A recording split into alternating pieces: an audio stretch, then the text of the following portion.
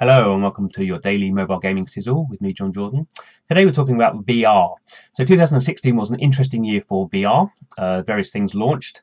And in 2017, well, I guess we'll get to see what happens with them all. So we can class kind of VR in various different kind of buckets. So there's the PC stuff, there's the Vive and Oculus, there's the console stuff, the PlayStation, and there'll be some point an Xbox VR. And then there's mobile VR, which obviously is what we most care about. So Samsung did its Gear VR, kind of part of the Oculus ecosystem. Did pretty well. So it sold 5-6 million units of the headset. Obviously you need a phone for it to work. And there's been some interesting download numbers there. It's hard to know how many of those 5-6 million units are actually being used on a daily or even monthly basis. We haven't got that number. The other big thing that was announced was obviously Google's Daydream, so that's what we're seeing in the image behind. So that's its own headset. Works at the moment with its Pixel phone. Will work with other phones from LG, Samsung, the usual kind of Android people, and that's kind of an ecosystem play there. Again, we haven't got any numbers for those. We don't really know whether that will work out. So one of the big things in 2016 was kind of if VR will happen. That was the question. That was kind of one question that was asked. And at Pocket Gaming Connects London, there was a chap called Dave Ranyard who used to run Sony's London studio, did a lot of VR work there, and now has set up his own studio. And he was saying the question has moved now from if VR will happen to when VR will happen. That was the kind of question that was kind of happened. The question that was answered, he thinks, in 2016. So the question is when will it happen?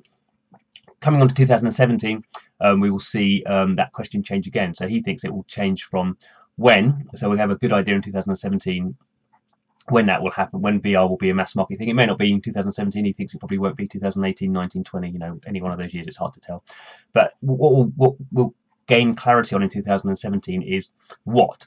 So at the moment, VR has been driven by games. Early adopters have money to spend on these kind of things, but we don't know actually will VR actually be good for games. You know, will people actually want to spend time playing games in VR? We just don't know. Haven't got enough data yet. 2017 we'll probably see, or we'll definitely see, enterprise companies, so other non-gaming uses. So we could see, what people are expecting to see, maybe health. It could be quite useful for doctors, or remote kind of communications with that. It could see teaching, education could be quite big for. Probably lots of other things as well. And that's the kind of the process that will happen now, is that VR won't necessarily go mainstream. The games could take it mainstream, but it will actually go into enterprise, and people start using it professionally. Maybe that will be the big sector for VR.